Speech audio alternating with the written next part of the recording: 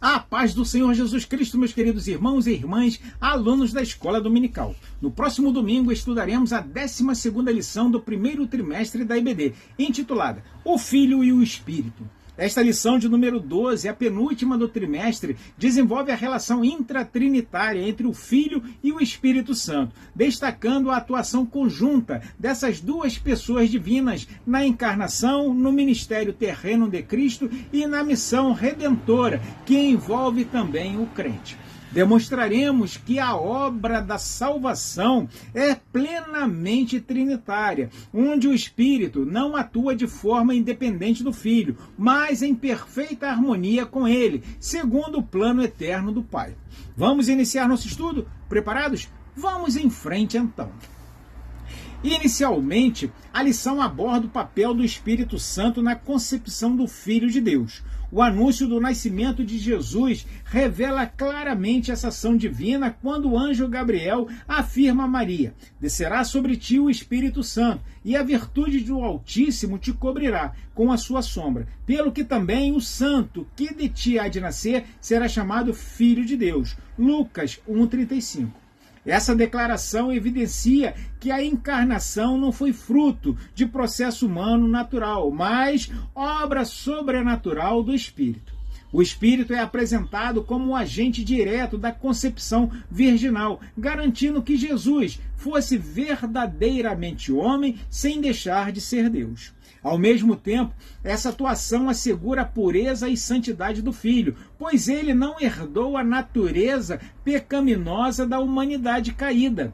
Como o apóstolo Paulo afirma, aquele que não conheceu o pecado, o fez pecado por nós, para que nele fôssemos feitos justiça de Deus. 2 Coríntios 5:21.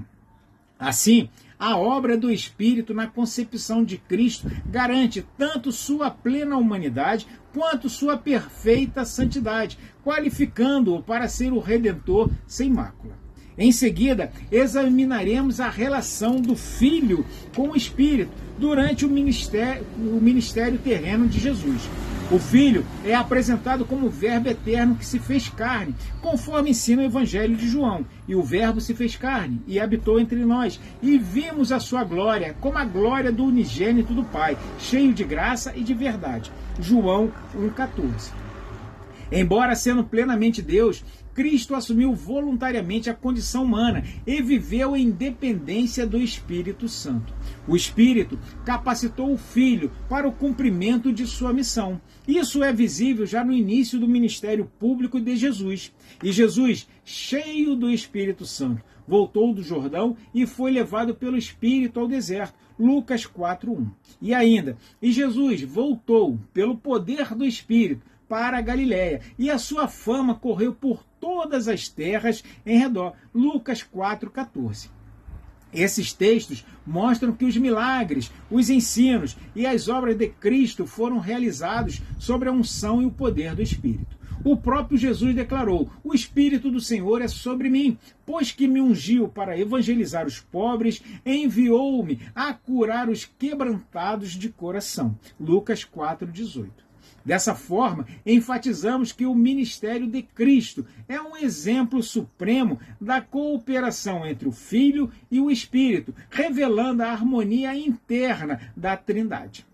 No terceiro e derradeiro tópico, ampliaremos a reflexão sobre a obra da Trindade e a sua missão redentora de Cristo. O Pai é apresentado como aquele que envia tanto o Filho quanto o Espírito para realizar a salvação da humanidade. Jesus declara: mas quando vier o Consolador, que eu da parte do Pai vos hei de enviar, aquele Espírito de verdade que procede do Pai, ele testificará de mim. João 15:26. E também, porque Deus amou o mundo de tal maneira que deu o seu Filho unigênito, para todo aquele que nele crer não pereça, mas tenha vida eterna. João 3,16.